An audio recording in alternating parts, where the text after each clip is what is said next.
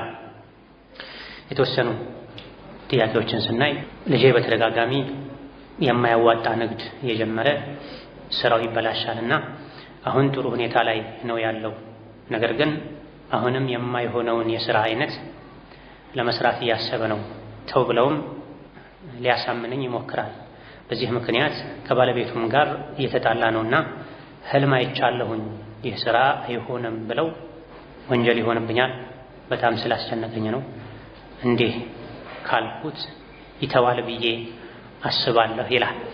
ይሄ ያላዋቂ መፍትሄ ነው። ቡኻሪ በዘገቡት ሐዲስ ነቢዩ ዓለይሂ ሰላቱ ወሰላም ኢነ ሚን አዕዘሚል ፊራ ከከባድ ቅጥፈቶች ወንጀሎች አንዱ ሰው አባቱ ወዳልሆነ ሰው ራሱን ማስጠጋትና አይኑ ያላየችውን በህልሙ አይቻለሁ ብሎ ማውራቱ ነው ብለዋል ነብዩ ሰለላሁ ዐለይሂ ወሰለም። ከአብዱላህ ብን አባስ እንደተነገረው ደግሞ ያላየውን ህልም አይቻለሁ ያለ ሰው አኺራ ላይ 2 ስንዴን ቋጥር ይባላል ብለዋል። ኢነ ሚን አዕዘሚል ፊራ ከከባድ ቅጥፈት ወንጀሎች አንዱ አይን ያላየችውን በህልም ያየሁ ማለት ነው። ለምንድን ነው ይሄ የቅጥፈት ሁሉ ቅጥፈት የውሸት ሁሉ ውሸት የሆነው? በህልም ያላዩትን አይቻለሁ ማለት አላህ ላይ መዋሸት ስለሆነ ህልም የሚያሳየው አላህ ነው። አላህ ያላሳየውን አንድ ሰው አላህ ያሳይቶኛል ብሎ በህልም መዋሸት በገሃዱ ዓለም ሰው ላይ ከመዋሸት የከፋ ወንጀል ነውና ሌላ እስላማዊ መፍትሄ ይፈልግለታል፣ ይመከራል። አዋቂዎችን በማማከር ስራውን እንዲያስተካክል ቤተሰብን የሚያሰጋን ነገር እንዲተው ይደረጋል እንጂ ህልም አይቻለሁ ብሎ የዋሹ መምከር አላዋቂነት ወንጀል ነው። እሱን የዱንያ ችግሩን ለመቅረፍ ብሎ ራስን የዲን ችግር ውስጥ ማስገባት ነው የሚሆነውና መምከር፣ መገሰጽ፣ ማስመከር እምቢ ካለ ዱዓ ማድረግ መተው ነው። ሌላኛው ጥያቄ ባለትዳር ሆኖ ዚና የሰራ ሰው ወንጀሉ ሊማር ተቀጥቅጦ መገደል አለበት ይባላል። ሰውየው በልቡ ተውበት ካደረገ አላህ ሊመረው አይችልም ወይ? በእርግጠኝነት አላህ የሚመረው ሸሪዓ ያለበት ሀገር ላይ ሆኖ ራሱ አምኖ ወይም 4 ሰዎች መስክረውበት የዝሙተኛ እርምጃ ከተወሰደበት አላህ በእርግጠኝነት ይመራዋል። ነቢዩ ዓለይሂ ሰላቱ ወሰላም እነዚህ ቆሻሻ የሆኑ ወንጀሎችን የሰራ ሰው ከተቀጣ አኺራ ላይ አይቀጣም ብለዋል፣ ዱንያ ላይ አይቀጣም ብለዋል። ካልታወቀበት ከተደበቀለት ራሱን ደብቆ ተውበት ካደረገ ከፈለገ አላህ ይመረዋል፣ ከፈለገ ይቀጣዋል። ከፈለገ አላህ ይመረዋል፣ ከፈለገ ይቀጣዋል። ዱንያ ላይ ካልተቀጣ፣ ዱንያ ላይ ከተቀጣ ግን አኺራ ላይ አይቀጣም። ሌላኛው ጥያቄ 2 ሰዎች ተጣልተው አፍ ሳይባባሉ ዱዓቸው አላህ አይቀበለውም ይላል። እንዲህ መታረቅ የማይቻል 2 ሰዎች ተጣልተዋል። እኔ አሁን ከባለቤቴ ተጣልተናል፣ አንድ ላይ አይደለንም እና ዱዓዬ ተቀባይነት የለውም የሚል ጥያቄ ነው። መጣላት 2 አይነት ነው። ሙሉ በሙሉ ተቆራርጦ ቢገናኙም ተዘጋግቶ መተላለፍ፣ ሰላምታ አለመመለስ፣ ይሄ ኸይር ስራ ተቀባይነት እንዳያገኝ ይከለክላል። ነገር ግን ሰዎች ተጣሉ፣ ከዛ በኋላ እንደ ባልና ሚስት ምሳሌ ተፋቱ። የሚያገናኛቸው ነገር ሲኖር ሰላምታን አንዱ ሌላኛው ማይከለክል ከሆነ መቶ ካልተቆራረጡ የሚያገናኛቸው ነገር ሲኖር ቂም ይዘው ተጣልተው ፍጹም እሱን አላናግርም እሷን አላናግርም ካሉ አው አፍስ ካልተባባሉ ድረስ የሚሰሩት ዒባዳ አላህ ዘንድ ተባረከ ወተዓላ ተቀባይነት አያገኙም፣ አይታይላቸውም ስራቸው። ነገር ግን በመጠኑ ንግግር ካላቸው ሰላም አለይኩም ሲሉ አለይኩም ሰላም የሚባባሉ ከሆነ የድሮ መዋደድ፣ የድሮ መፈላለግ፣ መቀራረብ አለመኖሩ ብቻ ሙሉ በሙሉ ስራቸው እንዳይታይ ያደርጋል አይባልም። ነገር ግን ቂምን፣ ጥላቻን ውስጥ ላይ አዝሎ መቆየት ለአኺራ የሚደረገን ትኩረት፣ ለአኺራ የሚሰጥን ትኩረት እንዲቀንስ ያደርጋል። ልብ ለአላህ ነው መሆን ያለበት። በዱንያ ቁርሱ ትንንሽ ነገሮች ልብ ከተሞላ የአኺራን ጉዳይ በሚገባ አያስብምና ችግሮች ካሉ ተነጋግሮ መፍታት፣ አፍ መባባል፣ ካልሆነ ለአላህ ብሎ መተው። ሌላኛው ጥያቄ ሰው ጋር ያለኝ ያበደርኩት ብር ዘካ ይወጅብበታል? የተበደረው አካል ብሩን አምጣ በተባለ ጊዜ አምጥቶ የሚሰጥ ከሆነ ገንዘቡ ያለው መሊእ ጋር ከሆነ ገንዘብ ያለው ስጥ በተባለ ጊዜም የሚሰጥ ሀብት ያለው ገንዘብ ያለው አምጣ በተባለ ጊዜም የሚሰጥ የገንዘብ እጥረትም የጸባይ ችግርም የሌለበት ሰው ጋር ከሆነ ገንዘቡ ያለው እጅ ላይ እንዳለ ነው የሚቆጠረው፣ በየጊዜው ዘካ ይወጣበታል። የወሰደው አካል ወይም ገንዘቡ ከሌለው ወይም የሚያንገራግር ከሆነ ሙማጢል ከሆነ ዛሬ ነገ ያለ ለዓመታት የሚያቆይ ሆኖ መቼ እንደሚመለስ ካልታወቀ ዘካ የለበትም። የተወሰኑ ዕለሞች የቆየውን ያክል ጊዜ ቢቆይ ሲመጣ የ1 ዓመት ብቻ ዘካ ይወጣበታል ተብሏል። ሌላኛው ጥያቄ ትልልቅ ሰዎች ወይም ለመሻይኾች መታዘዝ የሚፈልጉትን ማቅረብ አጅር አለው። ካለው ምን ያህል ነው? ይሄን ያክል ነው ተብሎ አልተነገረም። ነገር ግን አልኢማሙ ነወዊ ሌሎችም እንዳሉት ሱሐቦች ነቢዩን ይኻድሙ ነበረ። ነቢዩን በመኻደማቸው አጅር ማግኘታቸውን የሚገልጹ ሐዲሶች በሙሉ ይሄ ወልዮችን፣ ሷሊሖችን፣ ዑለሞችን በመኻደም ጥቅል አጅር እንደሚገኝ ይህ እንደሚወደድ ዒባዳ እንደሆነ አጅር እንዳለው ገልጸዋል። ራሱን የቻለ ሙረተብ የሆነ አጅር ግን እንዳለው አልተገለጸም። ሌላኛው ጥያቄ ሽንት ቤት ቁርአን ያለው ስልክ ይዞ መግባት ይቻላል? ስልኩ ውስጥ ከሆነ ቁርአኑ ያለው ካልተከፈተ፣ ስልኩ ካልተከፈተ ስክሪኑ ላይ ካልወጣ፣ ሚሞሪው ላይ ስልኩ ላይ ቁርአን ስላለ ስልክ ያለበት ቁርአን ሽንት ቤት ተይዞ አይገባም አይባልም። ሐፊዘል ቁርአን ሽንት ቤት አይገባ ማለት ይሆናል።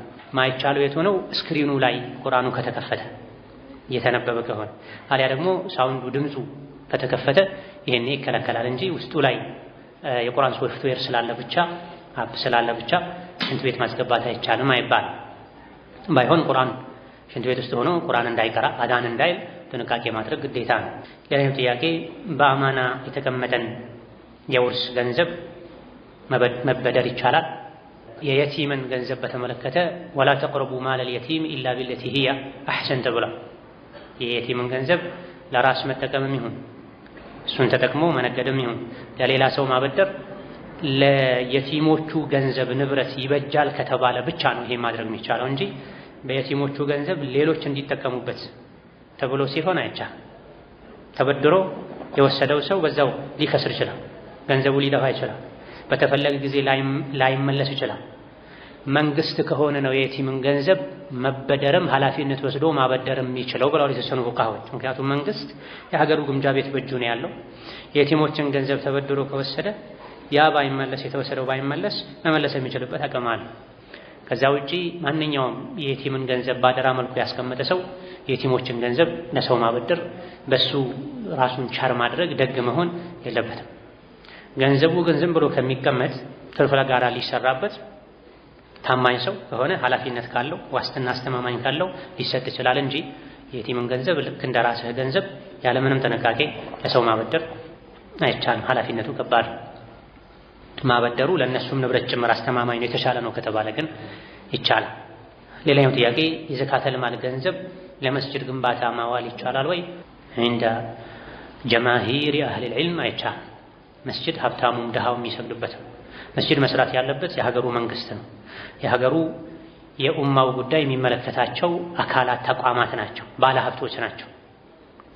ዘካ የአቅመ ደካሞች ነው፣ የምስኪኖች ነው፣ ዕዳ ያለባቸው ሰዎች ነው እንጂ ሁሉም የሚገለገልበት መስጂድ በዘካ አይገነባም። ፊ ሰቢልላህ የሚለው ውስጥ ይገባል ያሉ በጣም ጥቂት ሊቃውንት አሉ። ነገር ግን ራጅሑ መስጂድ በዘካ ገንዘብ አይሰራም። ሌላኛው ጥያቄ ተሸሁድ ስንቀመጥ አይናችን ማረፍ ያለበት የስጁድ ቦታ ላይ ነው ወይስ አመልካች ጣታችን ላይ? የተወሰኑ ሊቃውንት ዘንድ በስጁድ ቦታና ግንባር ስጁድ ላይ በሚያርፍበትና በጉልበት መሃል ያለውን የፈለገውን ቦታ ማየት ይችላል። ከዚህ ውስጥ አንዱ አመልካች ጣት ነው ብሏል። ነገር ግን ብዙዎቹ አብዛኞቹ ፊቅህ ሊቃውንት አቡ ዳውድ የዘገቡትን ነቢዩ ዓለይሂ ሰላቱ ወሰላም ተሸሁድ ሲቀመጡ አመልካች ጣታቸውን ይቀስሩ ነበር፣ ዱዓ ያደርጉበት ነበር፣ ያወዛውዙት ነበር፣ አይናቸውንም እሱ ላይ ተክሎ ነበር በሚለው መሰረት ተሸሁድ ላይ አይን አመልካች ጣት ላይ ቢሆን በላጭ። እስከ ስጁድ ያለውን ስፍራ ቢያይም ችግር የለውም። አጠቃላይ ሶላት ላይ ከእግር እስከ ግንባር የሚያርፍበት ቦታ ማየቱ የተፈቀደ ስለሆነ። ሌላው መስጂድ ውስጥ በግራ እጅ ተደግፎ መቀመጥ እንዴት ይታያል? ግራ እጅን ወደ ኋላ አስተኝቶ በሱ ተደግፎ መቀመጥ ከሆነ ተከልክሏል። መስጂድ ውስጥም ከመስጂድ ውጪ በሸሪዓም ተወግዟል። በሳይንስም ጉዳት አለው። ልብ ላይ ጫና ይፈጥራል ይባላል። ሸሪዓ ላይ የተከለከሉ ነገሮች ሁሉ ምክንያት አላቸው። ምክንያታቸው ወይም አኼራ ነው ወይም ዱንያዊ ነው ወይም ሁለቱም ሊሆን ይችላል። አንድ ሰው ሲቀመጥ ራሱን አስተካክሎ ተመቻችቶ መቀመጥ አለበት እንጂ ግራ እጅን ወደ ኋላ አስተኝቶ ይህን ከመስጂድ ጋር መገደቡ አግባብ አይደለም። የትኛውም ቦታ ላይ ቢሆን ለዛ መቀመጡ አይገባም። መስጂድ ሲሆን የበለጠ ቦታ ማባከን፣ ሰዎችን መግፋት፣ መጉዳት ስለሚኖር የበለጠ ይወገዛል እንጂ የትኛውም ቦታ ላይ እጅን ወደ ኋላ አድርጎ ተደግፎ መቀመጥ የተወገዘ ነው። የአዱሃ ሶላት የሚጀምርበትና የሚያበቃበት ሰዓት አለው። እናም የአዱሃን ሶላት የአዱሃና ሶላት አልኢሽራቅ ለውጣቸው ምንድን ነው? አዱሃ ፀሐይ ወጥታ በአይን ከታየችበት ሰዓት ጀምሮ 20 ደቂቃ ተቆይቶ መስገድ መጀመር ይቻላል። የሚያበቃው ለዙህር 20 ደቂቃ ሲቀረው ነው። በላጩ 4 ሰዓት ተኩል 5 ሰዓት አካባቢ ላይ መስገድ የሚቻልበት ሰዓት አለ፣ የሚመረጥ ሰዓት አለ። ይበልጥ በዚህ ሰዓት ቢሰገድ ይሻላል የሚባል የሚያበቃበት ሰዓት አለ። የሚያበቃው ለዙህር 20 ደቂቃ አካባቢ ሲቀረው። ፀሐይ እንደወጣ ወዲያው አይሰገድም። ፀሐይ ወጥቶ በአይን ከታየበት ሰዓት ጀምሮ 20 ደቂቃ ተቆይቶ ነው መሰገድ ያለበት። ኢሽራቅና ዱሃ ልዩነቱ ምንድነው? ስያሜ ነው። ኢሽራቅ ማለት ልክ ፀሐይ ስትወጣ ከተሰገደ በዛ ሰዓት ፀሐይ ወጣ 15 ደቂቃ 20 ደቂቃ ተቆይቶ ከተሰገደ ኢሽራቅ ይባላል ስሙ። ረፈድ ተደርጎ ደግሞ ዱሃ ላይ ከተሰገደ ዱሃ ማለት የፀሐይ ብርሃን ማለት ነው፣ የፀሐይ ሙቀት ማለት ነው። በዱሃ ወቅት ላይ ከተሰገደ ፀሐይ በመውቀበት ሰዓት 4 ሰዓት 5 ሰዓት አካባቢ ከተሰገደ ዱሃ ይባላል። ፀሐይ ማቃጠል የሚጀምርበት ሰዓት ላይ ስለተሰገደ። ልክ ፀሐይ ስትወጣ ከተሰገደ ደግሞ ኢሽራቅ ይባላል። ሹሩቅ ሸምስ ከሚለው የተወሰደ ነው። ሁለቱም አንድ ናቸው። ትልቅ አባቶችና እናቶች ዱዓ ሲያደርጉ አሚን ማለት እንዴት ይታያል? ቁመህ አሚን በል፣ እጅህን ከፍ አድርግ ይላሉ። ዱዓውን ሲጨርሱ እጅን ሳም እንዴት ይታያል? በዛ ያሉ ጥያቄዎች ናቸው። የወላጆች የአባቶች አያቶች ምክሮች ናቸው። አንዳንዶቹ ማስረጃ አላቸው፣ አንዳንዶቹ ማስረጃ የላቸው። ማስረጃ ያለው እጅህን አንሳ ከፍ አድርግ የሚለው ነው። ይሄ ይቻላል። ዱዓ ሲደረግ እጅ መነሳት አለበት፣ ከፍ ማለት አለበት። ከጉንጭ ትይዩ፣ ከአገጭ ትይዩ፣ አሊያ ደግሞ ከአንገት አካባቢ ትይዩ ዝቅ ማለት የለበትም። ይሄ ሱና ነው፣ ይቻላል። ነገር ግን ዱዓ ሲደረግ ቆመህ አሚን በል። አሚን ከተባለ በኋላ እጅ ሳም፣ ይሄ የለውም ማስረጃ። እነሱ ቁጭ ብለው ዱዓ ካደረጉ ቁጭ ብለህ አሚን በል። እነሱ ቆመው ዱዓ ካደረጉ ቆመህ አሚን በል። ዱዓው ከአላህ ነው እንጂ ከነሱ አይደለም። እነሱ ዱዓ እያደረጉ ነው፣ አላህን እየለመኑ ነው። አንዳንዶቹ ሩኩዕ አድርገው ነው ለነሱ ተጎንብሰው ነው አሚን የሚሉትና እነሱን መለመን ነው የሚመስለው። አይሆንም። ዱዓ ላይ አዳዲስ ነገሮችን መጨመር አይገባም። ቆመው ዱዓ ካደረጉ ተቆሙ አሚን ይባላል። ቁጭ ብለው ዱዓ ካደረጉ ቁጭ ተብሎ አሚን ይባላል። ሲጨርሱ እጅ መሳም ዱዓ ላይ አዲስ ነገር መጨመር ነው። ነብዩ አለይሂ ሰላቱ ወሰላም ለተለያዩ ሰሐቦች ዱዓ አድርገዋል። ዱዓውን ከጨረሱ በኋላ ናንካ ውሰድ በረካውን ብለው እጃቸውን ሰጡ የሚል አንድም ዘገባ የለም። እኛ የምንከተለው ነቢይን ነው አለይሂ ሰላቱ ወሰላም። ካለ እስካሁን ያልደረሰን ያላወቅነው ዑለሞቻችን ያላሳወቁን ካለ ማምጣት ነው፣ ደስ ይለናል። ተጨማሪ እውቀትም ተግባር ነው ኢባዳም እንፈልጋለን። ግን የለም አደቡ ዱዓ ላይ እስካሁን የምናውቀው ያክል የለም። ከጊዜ በኋላ የመጣ ነው።